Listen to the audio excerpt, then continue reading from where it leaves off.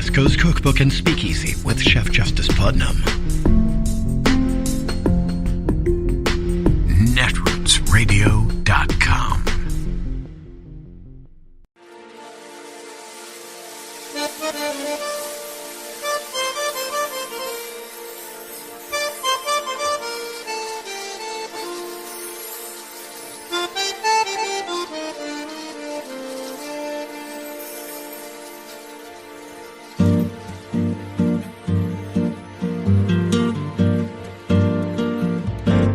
Je voudrais du soleil vert, des dentelles et des théières, des photos de bord de mer, dans mon jardin d'hiver.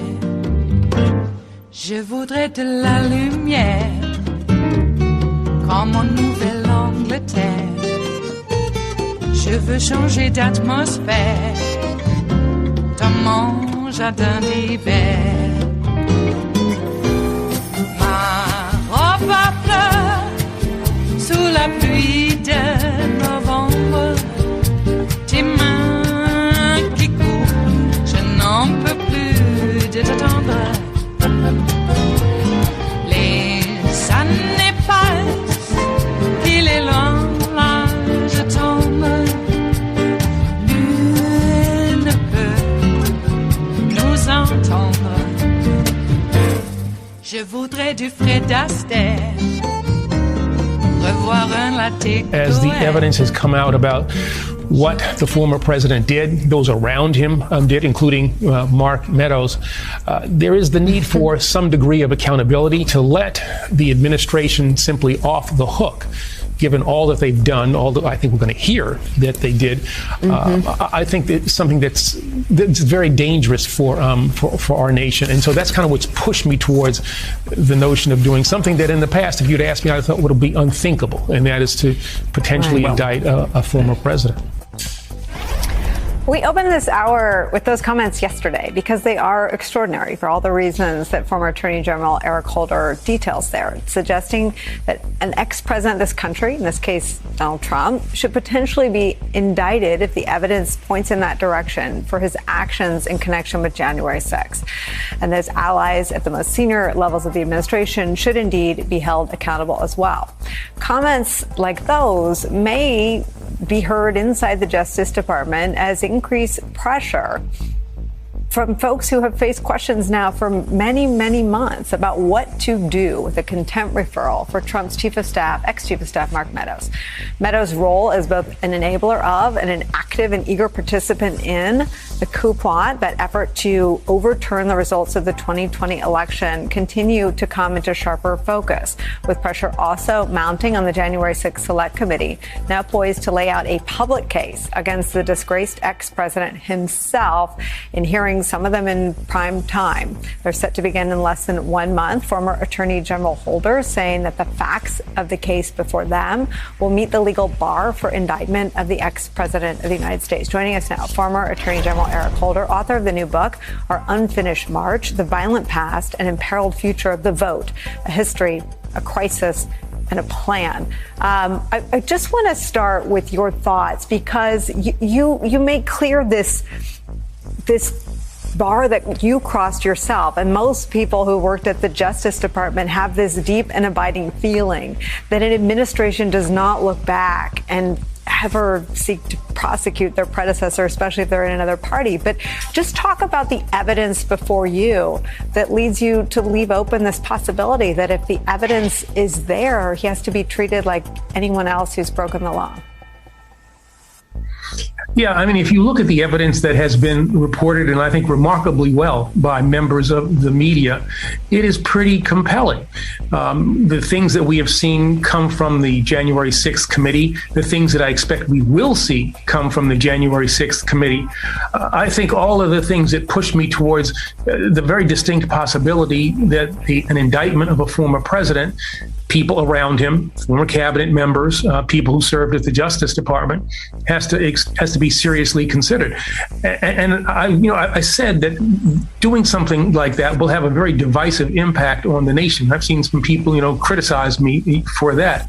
Well, there's a whole range of things that I think a prosecutor has to take into consideration before you ultimately decide to bring a case.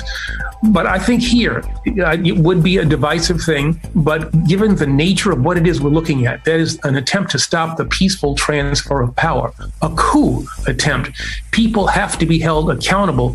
But just as importantly, there has to be a deterrent effect so that people in the future will know that if you try something, the likes of which were tried by the Trump crowd, you will be held accountable.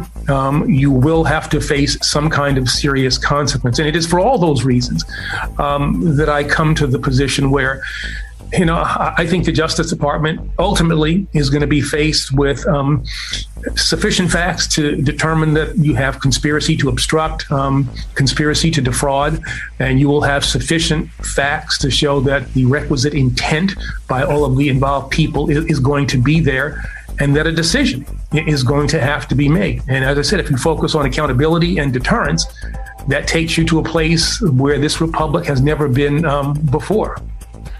And I think the word divisive needs the context of not necessarily right-left. I mean, we know from a book written by Carol Leonnig and Phil Rucker that Donald Trump's incumbent White House counsel thought it was possible that he would be charged the day of the insurrection. And here's lifelong Republican Liz Cheney on some of these issues. Let me play that.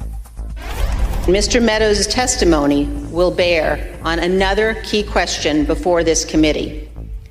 Did Donald Trump, through action or inaction, corruptly seek to obstruct or impede Congress's official proceedings to count electoral votes? I guess my question for you is if you're following the evidence and you want to stay as close to the moment of the alleged crimes, how important are the voices of people like Liz Cheney has the courage to do it in public and in full view, but people like Kevin McCarthy and Mitch McConnell said things privately that don't have any resemblance to what they now say publicly. But how important is it to hear it from the most senior Republicans? To Kevin McCarthy, it wasn't a question of whether Trump had to go. It was whether the 25th Amendment would take too long, whether he would ever see to it to resign, or whether impeachment was the only option. These people agreed that he had to go. How important is hearing from Republican leaders in this moment that, in your words, could be very divisive? Well, I think it's extremely important to the extent that we are going to keep the amount of division that a potential indictment would actually generate. Having leaders of the party do the responsible thing, what they know in their hearts to be the right thing, would go a long way to keeping the nation together. And there are going to always be people who are going to be upset about the indictment of a person in their party. And we have to be prepared for that. In fact, the failure to indict could be something that would be extremely divisive as well, and maybe you see division coming from a different place. The Justice Department itself is not going to rely on the words of congressmen or a January 6th committee report. The Justice Department will impanel a grand jury, use federal investigators, and adduce for itself what the evidence is. But boy, I tell you, the words of Liz Cheney, and she and I don't probably share a worldview, don't agree on many issues, but she's got guts. She's got guts. And, she is doing a service to this nation, the likes of which I've not seen, for some time. Adam Kinzinger, who's, right there with her. These are people who need to be, again, I don't share political views with them, but I have to give them their due, and there need to be more people like them. And then we need to have the Republican leadership simply affirm that which they said when we were closer in time to January the 6th. I don't know if it took guts or not to say it on January 10th, 12th, whenever it was, but they certainly seem to have lost their nerve between then and now. And they need to take a lesson from Liz Cheney and Adam Kinzinger. I wonder if you can just opine on what the public that I don't think the public is exhausted from watching this. I think they're exhausted by the sensation or the feeling or the worry that every effort to hold Trump accountable fails. Whether it's Mueller, whether it's impeachment 1, whether it's impeachment 2, whether it's this committee that is said to be grappling with whether or not to make a criminal referral. Is that irrelevant when you're sitting inside the Justice Department? Do you believe that the Merrick Garland, Lisa Monaco Justice Department will simply stare at the evidence and not pay attention to the political wins? I mean, are you confident that's happening? Yeah, I'm very confident that, that the Attorney General, the Deputy Attorney General, the Associate Attorney General, the head of the FBI, the head of the Criminal Division, the people who will all be involved in this, various U.S. attorneys, will simply do the right thing. And that is to make determinations based on the facts and the law, irrespective of the so-called pressure that they will be under. These are probably the most important decisions that they're going to make as lawyers, and certainly during their time in government. And the question is, how do you want history to view you? As somebody who did their job in spite of the pressures, in spite of the ways in which you will be characterized, or do something that might be characterized as the easy way out, but you'll be, by not doing something, but you'll be criticized for not doing your job there. So I think, the dual pressures kind of push you to the place where ultimately they'll ultimately do the right thing. And I want to defend, Merrick Garland and the Attorney General and the Justice Department a bit here. They work with, it is Justice Department tradition and it is federal law that you can't talk about what happens in front of a grand jury. We don't typically talk about investigations as they are proceeding. And so that inhibits their ability to talk about what it is the Justice Department might be doing.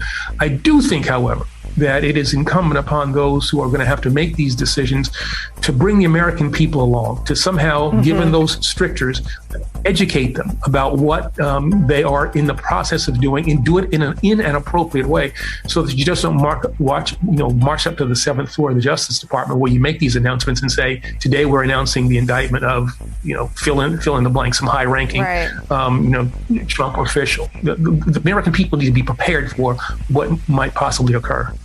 Well, that's the most interesting analysis I've heard about the committee.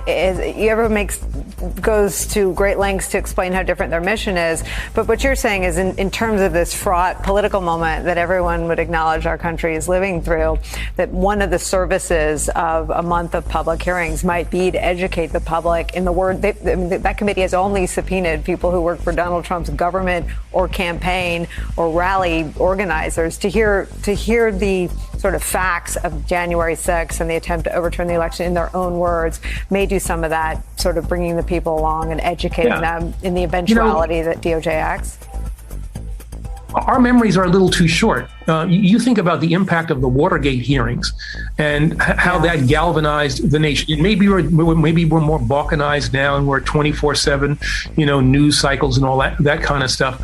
But that certainly helped the Watergate special prosecutors prepare their cases, and I think would have made if they ultimately were to return indictments, would have made their jobs infinitely more easy. The things that Sam Ervin did, along with Howard Baker, those things served a useful purpose in the same way that I think the January 6th committee will serve that purpose. And people are exhausted about this. That might be true, but they haven't seen. Wait till you see the hearings. Wait till you see the hearings, and then ask me about whether or not people are exhausted.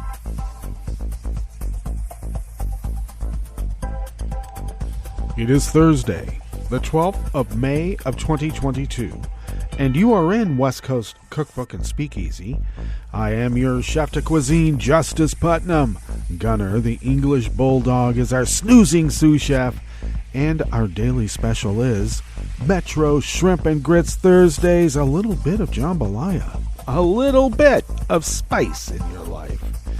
Well, okay, I suppose we can't really blame Joe Manchin completely for, stabbing us in the back. I guess he had some friends too, about 50 of them, with an R somewhere in the midst of their designation. Thanks, Joe.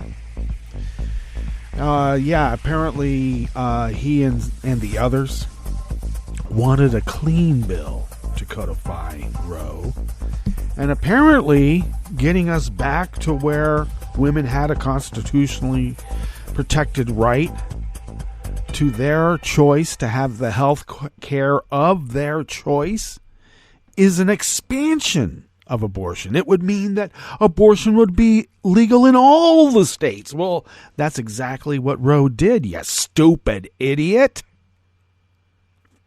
Do you think we're as stupid as the people you say vote for you down in the holla? Talk about a poison pill. And I know the argument, we have to have them, otherwise we wouldn't have, the majority, and then we wouldn't be able to have Kamala come in there and, have no effect on a tie because we'll never have a tie.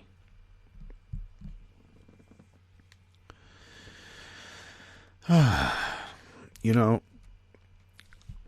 Democratic Party always has to be Superman and Superwoman to be able to affect any kind of small change, let alone a big one, like getting back to normal. An expansion of women's health care is a terrible thing. Yeah, and there's also some other complaint, is that it would violate religious liberty. No one talks about the Jewish religion where, the mother's life is first. And the angel baby? Yeah. If the angel baby kills the mom, the angel baby's the murderer, not the mom. What about that religious liberty? But really what they're talking about is the religious liberty to discriminate against the Jewish religion, to discriminate against anybody who doesn't believe in their narrow, pursed lip, pinched-faced attitude about how life should be. They say life begins at conception, a clump of cells, but they do not extend life to that with which they eat. They don't think about those clump of cells as having life. I'm not saying eat babies. Not any kind of modest proposal there. Though, I don't know, might be appropriate, wouldn't it? So, we have to live with their religious liberty to discriminate against the rest of us. What the hell are we allowing that for? It's going to be tough in the midterms, but we have to be supermen and superwomen. We have to have the super majority. We can't just have a simple majority. We have a minority party of autocrats, and they have lots and lots and lots of guns, and they think that they can determine what polite conversation is. Shit is smeared on the walls of the Capitol, and then I keep hearing judges saying, yeah, go on vacation, we'll let you off later, don't worry. And Susan Collins wants to bring some serious charges, she and her husband, to be clear, want to bring some serious charges against the three women who deigned to write colorful chalk messages on the sidewalk in front of their house, because that is terrorism. And Fox News calls it terrorism. It was stunning. They had this quiet crowd of people walking down the street in the suburban area, holding candlelight, singing literally Kumbaya. And they called that a violent mob. And of course, they didn't show what was happening on January 6th, but they kept referring to it as a picnic, a 3-hour tour. And for some reason, they think that the rest of us, 80 plus million, those are just the ones that voted, by the way, because there's a lot more that know what exactly happened on January 6th, no matter the gaslighting that Cruz and the others want to try to impose upon us. It wasn't us that fell to the brainwashing techniques of a certain hostile foreign power all this time. Listen to Sheldon Whitehouse and listen to the others. Hey, we better get into what's on the rest of the menu here in the Bistro Cafe part of West Coast Cookbook and Speakeasy as we begin this fabulous Metro Shrimp and Grits Thursdays. Well, yes, at the top that was Eric Holder expressing why he thinks an indictment of Trump should be seriously considered. On the rest of the menu, Joe Biden waived executive privilege for a new set of Trump records that the January 6th committee wanted to.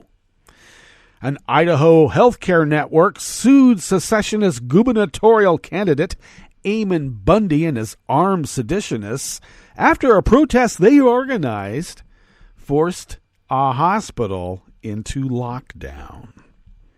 And Herschel Walker's insulting campaign is the worst kind of sports idolatry. After the break, we move to the chef's table where the Sri Lankan leader vowed to shed powers and appoint a prime minister. And Ukrainian refugees in Russia report interrogations, detention, and other abuses at the so-called filtration camps. All that and more on West Coast Cookbook and Speakeasy. Bon appetit.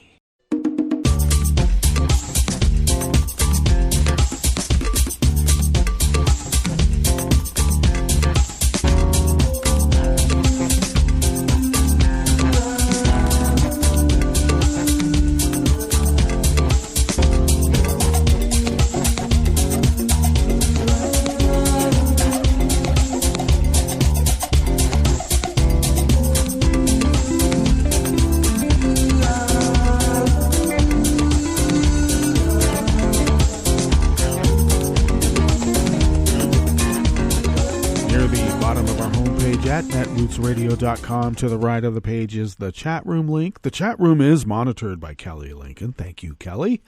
To the left of the chat room link across the page, near the bottom of our homepage at netrootsradio.com, is the link to our Patreon page.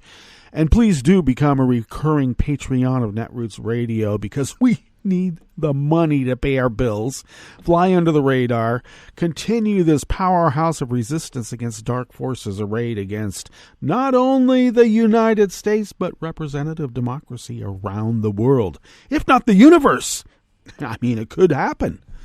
So thank you for your generosity, and I'll just reiterate, we need the money. Please. If you would like to follow Netroots Radio on Twitter, you can do so at Netroots Radio. Tom takes care of that. Thanks, Tom. Follow me on Twitter at Justice Putnam. I post the show notes and links diary on Daily Kos about 10 minutes before showtime. And then I really try to get that linked up on Twitter and other social media platforms. And sometimes I fail. But the show notes and links are where the real reportage can be found. And the complete articles as well. So check it out.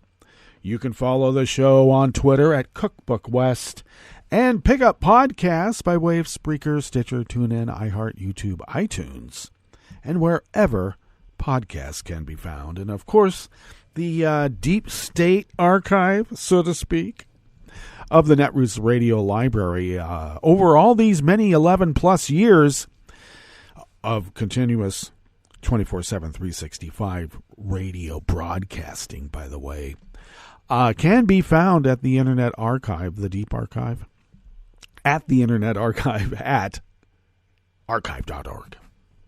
Okay, got the particulars out of the way. Let's delve into this first offering here in the Bistro Cafe. We'll tuck into it, okay?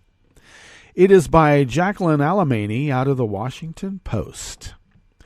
President Biden has authorized the National Archives and Records Administration to hand over an eighth tranche of presidential records from the Trump White House to the House Committee investigating the deadly January 6, 2021 attack on the Capitol. Not a picnic, not a 3-hour tour, deadly. In a letter released yesterday, Wednesday, by the National Archives, Biden again declined to assert executive privilege over the records, the latest batch sought by the committee after the Supreme Court rejected Trump's bid to block such releases. The new letter is in line with the Biden administration's decision to err on the side of disclosure, given the gravity of the events in the January 6 attack by a pro-Trump mob. That's a nice way of putting a bunch of treasonous, seditionist insurgents. The National Archives has already turned over hundreds of pages of documents to the committee, and the latest set contains approximately 23,000 emails and attachments. Oh, but his emails. The National Archives did remove some records from the batch after finding they were not responsive to the request, according to a letter from White House counsel Dana Remus. Some of the requested records, according to Remus, also have yet to be reviewed by the archives. As to the remaining prioritized records, President Biden has considered the former president's claims, and I have engaged in consultations with the Office of Legal Counsel at the Department of Justice.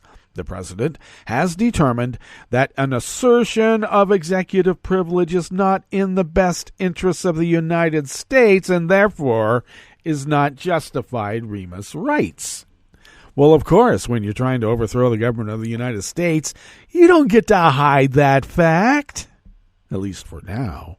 Those documents are now set to be delivered to the committee by May 26, according to a letter from acting archivist Deborah Steidel-Wall, transmitting notice of the White House's decision to Trump 2 weeks before the start of the House committee's public hearings.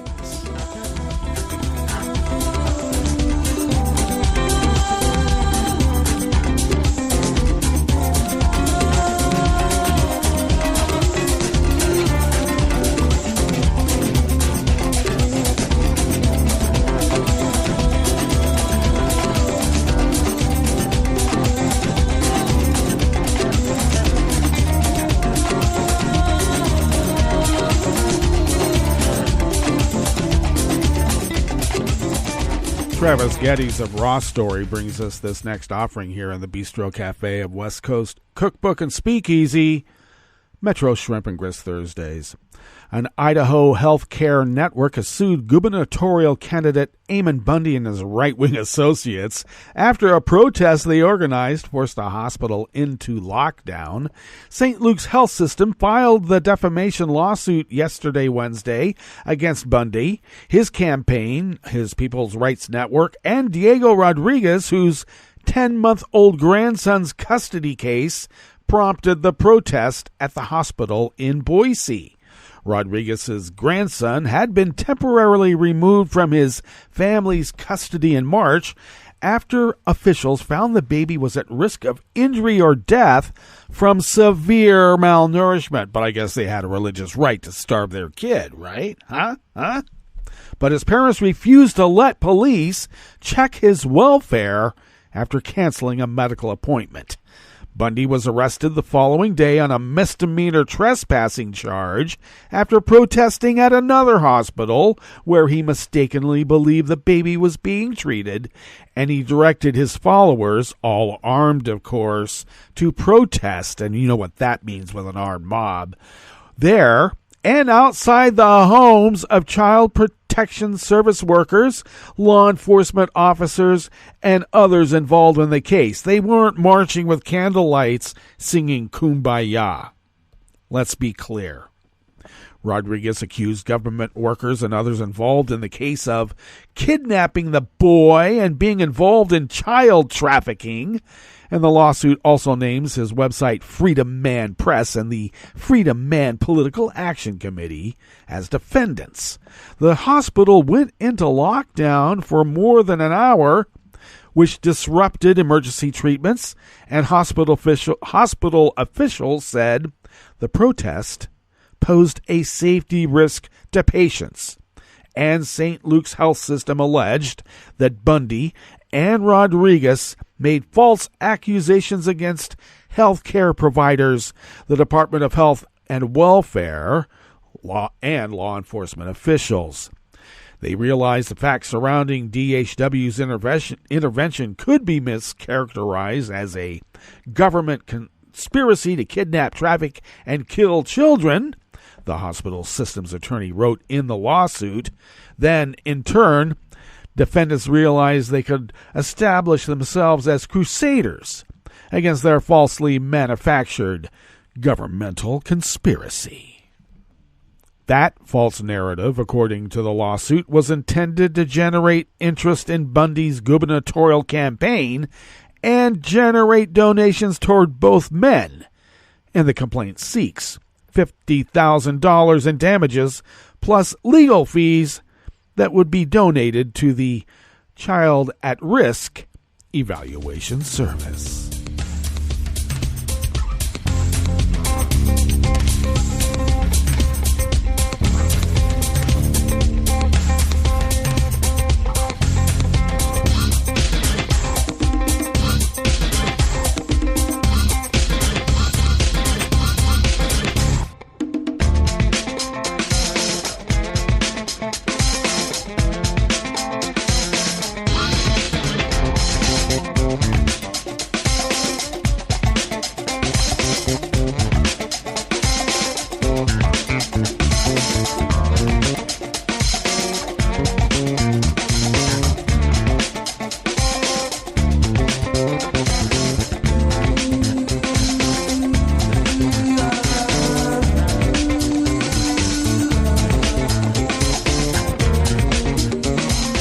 Kevin B. Blackistone of the Washington Post brings us this final offering here in the Bistro Cafe of West Coast Cookbook and Speakeasy.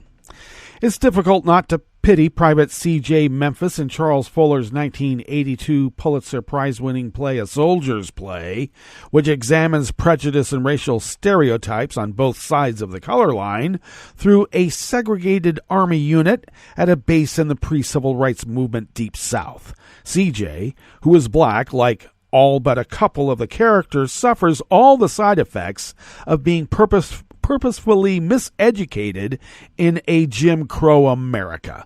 But he's likable as a standout on the baseball team for playing his guitar and for singing to everyone's delight. Except in the eyes of the unit's black sergeant, Vernon C. Waters, who subscribes to a strident, no-shuckin' and jivin' approach to black liberation, CJ is an unwitting tool for a recalcitrant white America, a means for it to invalidate calls for black advancement.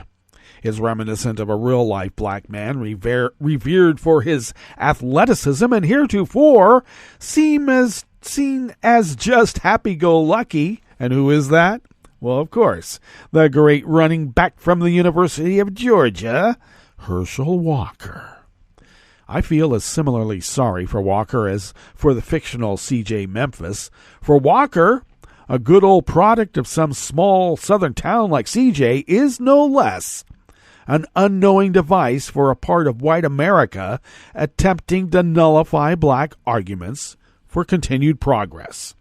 What Walker represents is the worst of our idolatry of sports stars. This is a revelation about Walker that comes about as he makes the rounds as a U.S. senatorial candidate, propped up by Donald Trump and reactionary Republicans in Georgia, in an attempt to unseat Senator Raphael G. Warnock, the state's first black senator, and the first black Democratic senator from the South. Ironically, Warnock was swept into office on January 2021 with a boost from athletic bona fides. Not his own, but those of WNBA players. They openly campaigned for Warnock against the senator he defeated, Kelly Loeffler, who at the time was a co-owner of the WNBA's Atlanta Dream, where she caught the ire of league players for denouncing Black Lives Matter and backing anti-abortion causes. Walker's sole qualification for Georgia's electorate, however, is his athletic achievement. He isn't like Warnock, an ordained minister who pastors at Atlanta's Ebenezer Baptist Church, made famous by a former pastor by the name of Reverend Martin Luther King Jr., or thrice graduated, first from Morehouse and then the Union Theological Seminary, where Warnock was awarded a master's and a Ph.D. Indeed, Walker's campaign managers late last year quietly scrubbed his biography of the claim he graduated from Georgia. He earned a Heisman Trophy, but not a degree. Walker is embarrassingly unqualified to be an elected official at any level, let alone in the U.S. Senate. All right, let's get to our break, and when we get back from that break, we will go through weather from around the world, and we will finish up with the stories that we have curated for you today. You are listening to West Coast Cookbook and Speakeasy, and we will be right back.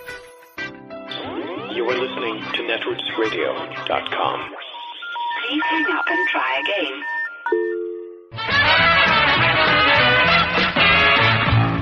From a point at sea to the circles of your mind, a new force is at work for planetary transformation.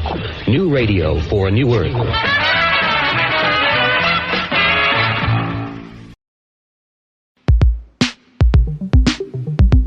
This is Scientific American's 60-Second Science. I'm Ashley Papp.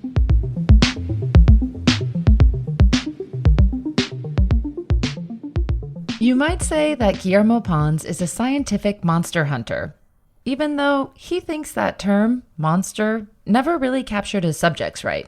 So they are regular animals that have gone through different developmental processes that would end up building a body that is not what you expect. What this researcher based in Madrid, Spain actually loves is the oddly amazing animals. After all, he studies two-headed worms. We have these worms that are usually regular worms, like with one head and one tail, and that's normal, but sometimes they may have two heads or two tails. And on the other side, there are worms which have one head and many tails always.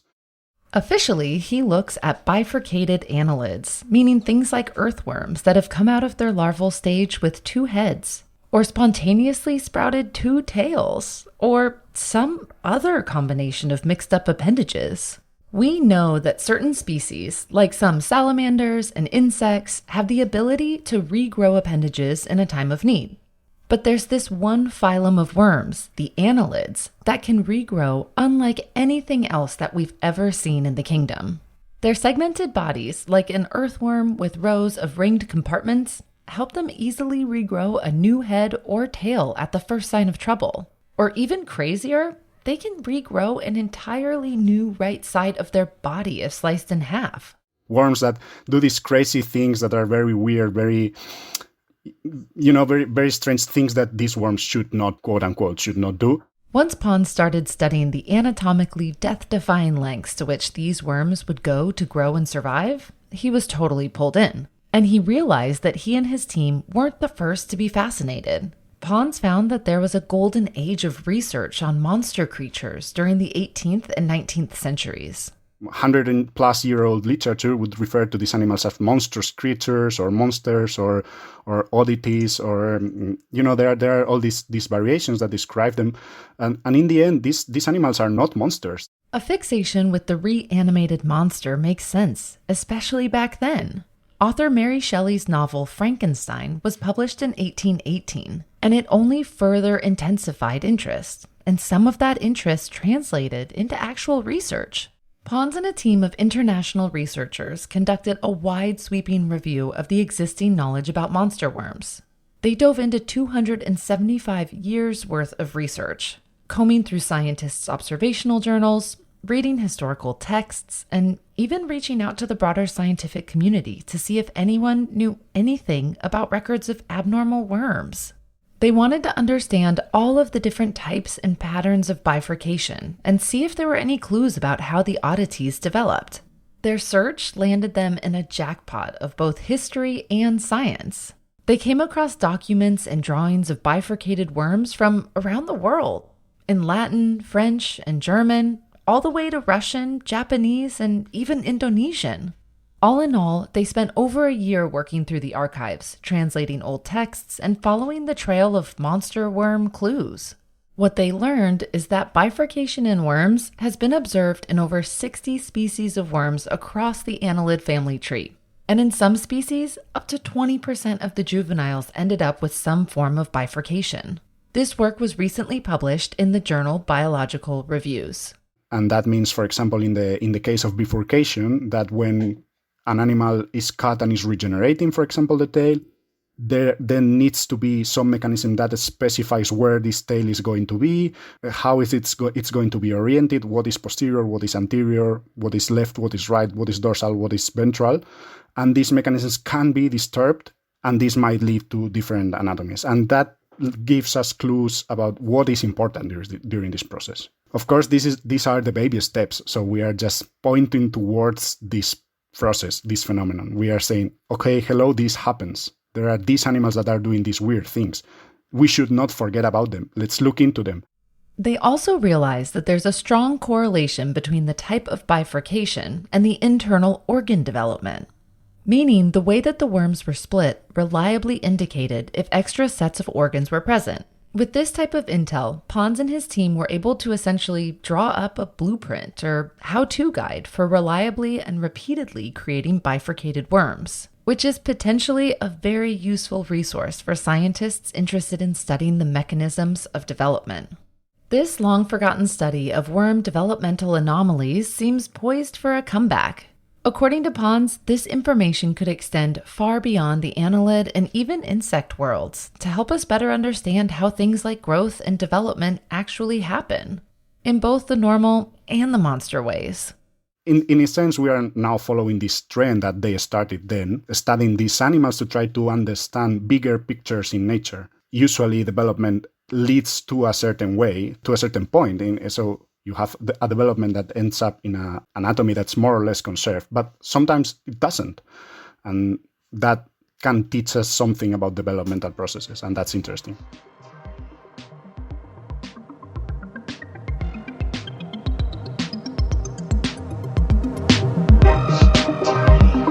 Thanks for listening. For Scientific American's 60-Second Science, I'm Ashley Papp.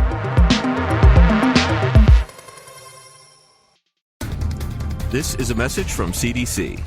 After hurricanes, tornadoes, and floods, standing water and excess moisture help mold grow in your home, garage, and other structures. When you return to a home that has been flooded, know that you're likely to have mold. Mold puts your family's health at risk. If you have mold growing in your home, you should clean it up and fix other water problems, such as leaks in roofs, walls, or plumbing. Keep your children and pets out of affected areas until you've cleaned. Control moisture in your home to prevent mold growth. To remove mold growth from hard surfaces, use commercial products, soap and water, or a bleach solution of no more than 1 cup of household laundry bleach in 1 gallon of water. Follow the manufacturer's instructions. Never mix bleach with ammonia or other household cleaners.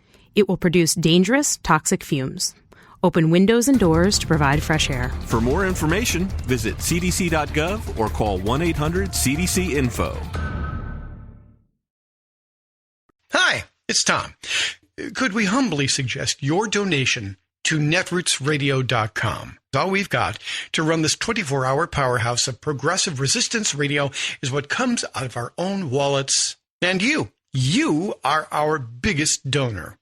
And it doesn't take much, $3, $5. Just go to the bottom of our netrootsradio.com page and hit our secure donate button. Heck, you can even make a recurring contribution. So donate what you'd like at the bottom of our netrootsradio.com's homepage, because you are our biggest donor. netrootsradio.com. Together, we are Resistance Radio.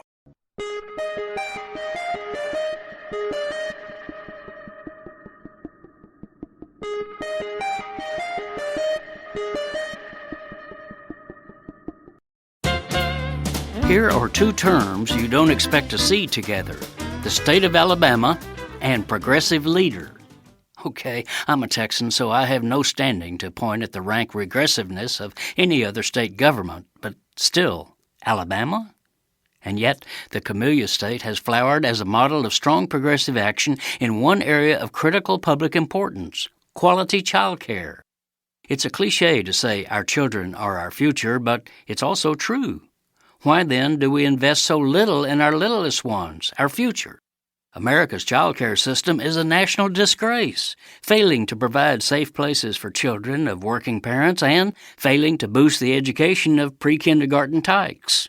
Moreover, the abject failure of state and national officials to meet this basic social need is spreading inequality, rolling back opportunities for women, and severely restricting economic progress. Yet, Alabama officials have recently been setting the national standard for effective pre-K programs by making a major investment in its 4- and 5-year-olds, operating a statewide child care network. A major factor in its success is a 2-generation approach, not only educating the kiddos, but also providing support materials and coaching so that parents engage as their children's first teachers. Producing demonstrable results year after year, the state's public network gets bipartisan support and funding from the Alabama legislature. The program is free and available to all, with special attention devoted to enlisting often overlooked families in rural, poor, and people of color communities. Alabama is paying and respecting teachers as the professionals they are. This is Jim Hightower saying, if one of our poorest states can rise to meet this basic human need, what's wrong with the richest country in the history of the world?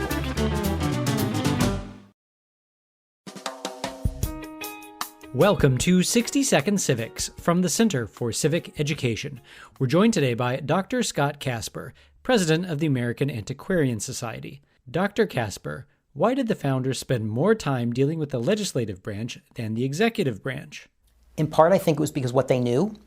What they knew was that they had a system under the Articles of Confederation of a legislature, Congress, that needed to have broader powers than it had had under the Articles of Confederation.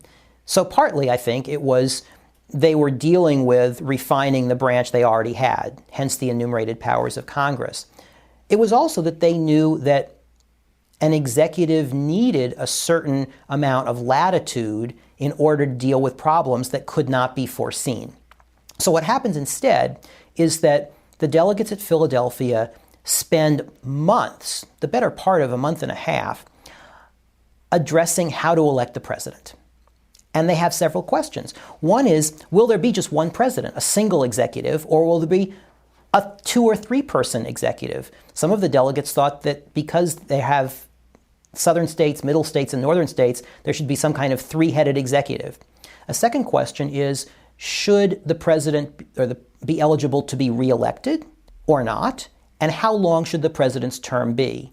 People who argued for a longer presidential term, for example, a 7-year term, often combined that with an argument that that person should not be able to be reelected, which meant that the president was somehow maybe less beholden to Congress, but also less accountable.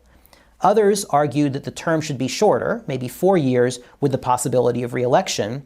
And then that raised the question of how you actually go about the election. That's all for today's podcast. Check out more interviews with Dr. Scott Casper in Unit 2 of the We the People Open course, a free online course on the U.S. Constitution at learn.civiced.org. 60-Second Civics, where civic education only takes a minute.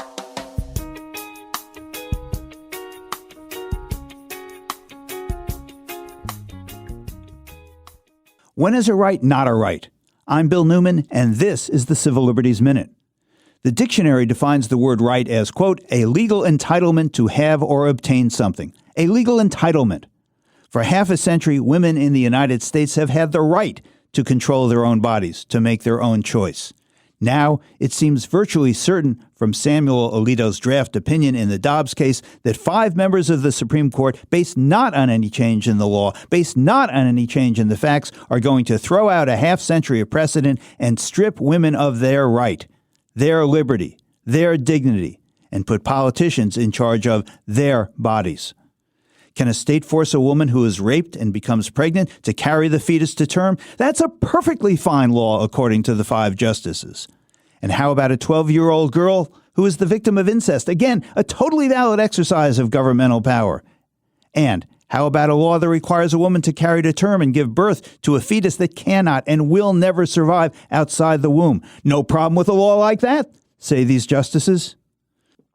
The most immediate take-home lesson from Alito's opinion: in the United States today, what you thought was a federal constitutional right is not such a right whenever 5 justices decide to take it away. The Civil Liberties Minute is made possible by the ACLU because freedom can't protect itself. I'm Rick Smith, and this is Labor History in 2.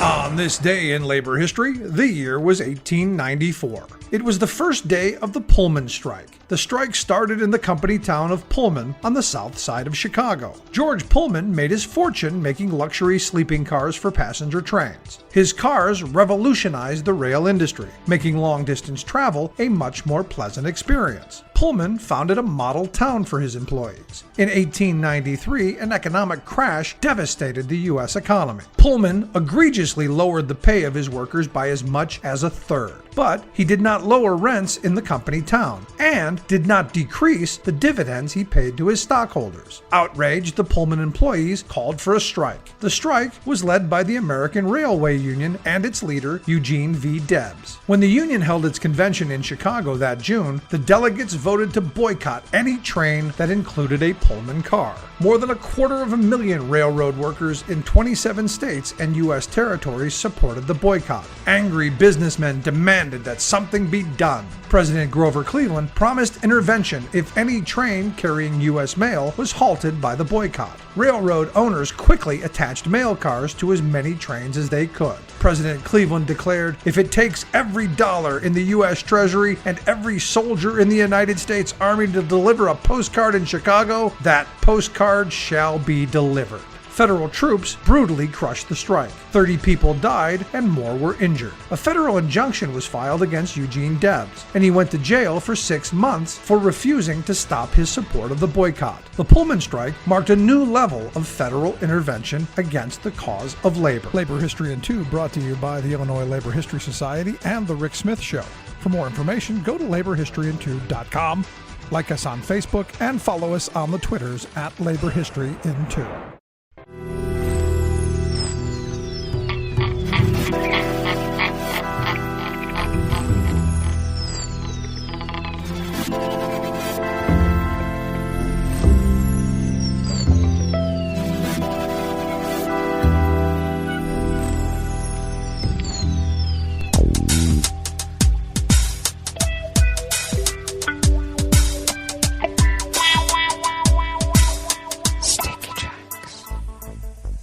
Thank you for accompanying us here to the Chef's Table at West Coast Cookbook and Speakeasy Metro Shrimp and Grits Thursdays. We always begin, weather from around the world, along the banks of the Rogue River and the Rogue River Valley of southern Oregon on the west coast of the continental United States of America, where it is currently 50 degrees Fahrenheit, expecting only a high of about 55 to 57. Light rain is happening as we speak, and then will remain cloudy with showers in the afternoon, bringing with it about a quarter inch of rain. Winds will be out of the southwest at 5 to 10 miles per hour. And then rain showers this evening with overcast skies overnight. Lows in the mid-40s, winds light and variable. And we should be getting something less than a quarter inch. More like, they say, 15th of an inch. Do they do that? They do. Cloudy tomorrow with highs in the mid-60s. Winds out of the southwest at 5 to 10 miles per hour. And looks like we may dry out a bit in terms of rain actually falling from the sky. It might be misty, though, in the mornings. We do have an update, finally, on confirmed cases of coronavirus in Jackson County in the southern part of Oregon, and we now stand at an increase of 434,063 confirmed cases, and our deceased has also increased, and we now stand at 533. And yet people don't want to wear a mask. I sure hope they wash their hands. Grass pollen is rated high right outside the window here in Rogue River proper. The air quality index for the region is good at 32 parts per million. And that daytime UV index remains high at level 7. Do take care. Barometric pressure is falling at 30.25 inches. Visibility is up to 10 miles and relative humidity is at 75%. Weather from around the world is brought to you by a crowd of crowdsourced weather stations that a crowd crowdsources from around the world. Let's see here. London is 64 and partly cloudy. Paris is 68 and partly cloudy. We call it Paris here. They call it Paris there. Rome is 80 degrees and fair, or as they know it as Roma. Kyiv is 83 and mostly cloudy. Some people call it Kiev, but that's because you're a Russian loyalist. Kabul is 67 and clear. Hong Kong is 76 and partly cloudy. Tokyo is 65 with rain. Sydney, Australia is 66 and cloudy. San Francisco, California is 51 degrees and partly cloudy. And New York is 65 degrees Fahrenheit and cloudy. And that is weather from around the world, brought to you by a crowd of crowdsourced weather stations that a crowd crowdsources from around the world.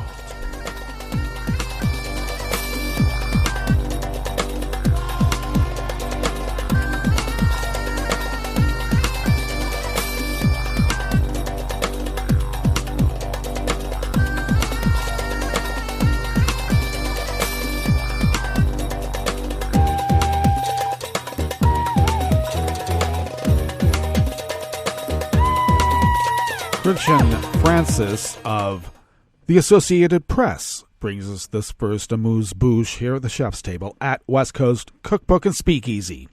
Sri Lanka's president promised to appoint a new prime minister, empower the parliament, and abolish the all-powerful executive presidential system as reforms to stabilize the country engulfed in a political crisis and violence triggered by the worst economic crisis in memory.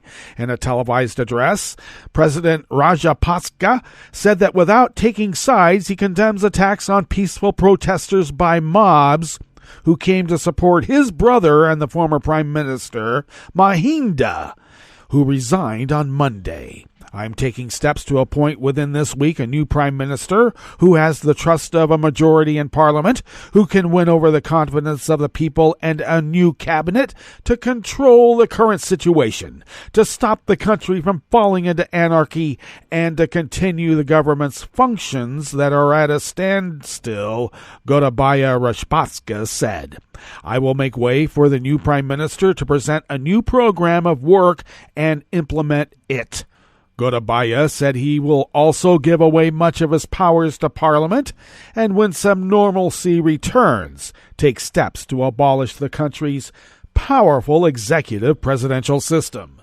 The speech came as authorities deployed armored vehicles and troops in the streets of the capital yesterday, Wednesday, 2 days after pro-government mobs attacked peaceful protesters, triggering a wave of violence across the country.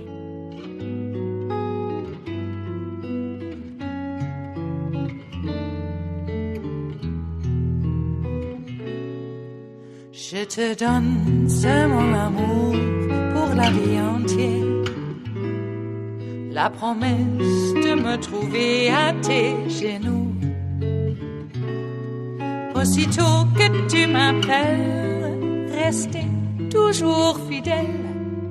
C'est tout, c'est tout. Je te donne tous mes printemps, mes étés de mer, mes automnes quand les feuilles tombent partout. Si ce n'est pas une bonne affaire, je te donne tous mes hivers. Michael Birnbaum and Mary Ilyashina of the Washington Post bring us this final amuse-bouche here at the chef's table at West Coast Cookbook and Speakeasy. Russian authorities are forcing Ukrainians to seek safety to submit to strip searches and interrogations, placing some refugees in guarded camps, stripping them of their vital documents, and in some cases forcing them to remain in Russia, according to displaced Ukrainians, volunteers helping refugees, and Ukrainian and Western officials. At least 1 million civilians have fled the fighting into Russia, according to Russian Defense Ministry numbers that the Ukrainian government also accepts as valid. In many cases, especially in the devastated city of Mariupol, residents were effectively forced into Russia with no option to seek refuge on friendlier soil. In other cases, especially in the breakaway territories of eastern Ukraine, the travel to Russia was voluntary. Almost everyone has had to pass through filtration camps, a perilous process in which Ukrainians are strip-searched and interrogated. People suspected of having sympathies to the Ukrainian military are being detained and tortured, according to refugees, representatives of volunteer organizations, and Ukrainian, as well as U.S. officials. Well, that brings us to the end of our broadcast period for the day, but you do know Netroots Radio broadcasts on, and we will meet up tomorrow for Blue Moon Spirits Fridays. So do stay tuned to Netroots Radio all day and all night for all the breaking news as it breaks, and we will meet up here tomorrow, right here in West Coast Cookbook and Speakeasy. Bon appetit.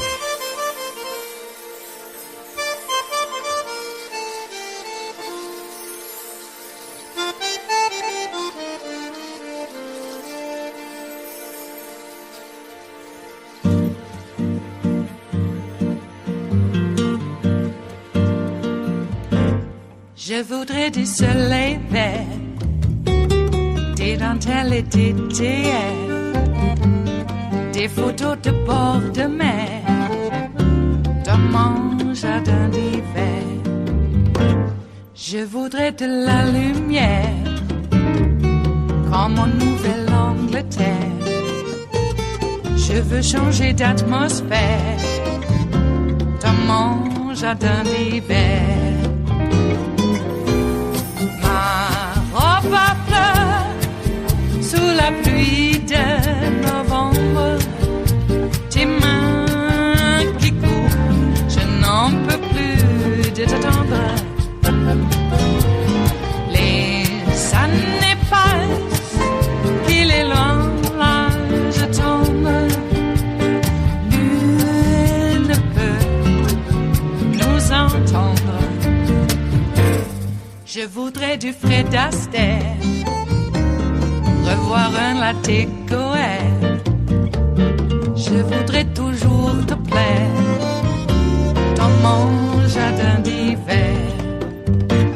Je veux déjeuner par terre, comme au long de golfe clair, t'embrasser les yeux ouverts dans mon jardin d'hiver.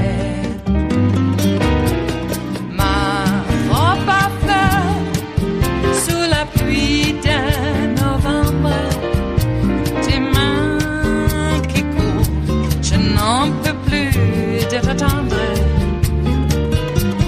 Les années passent, il est loin, là je tombe. Nul ne peut nous entendre. Ba-da-da-dum-di-da-dum. Ba-da-da-dum-di-da-dum. Ba-da-da-dum-di-da-dum. Dans mon jardin d'hiver. Ba-da-da-dum-di-da-dum. Ba-da-da-dum-di-da-dum. Ba-da-da-dum-di-da-dum. Dans mon jardin d'hiver. Dans mon jardin d'hiver. Dans mon jardin d'hiver.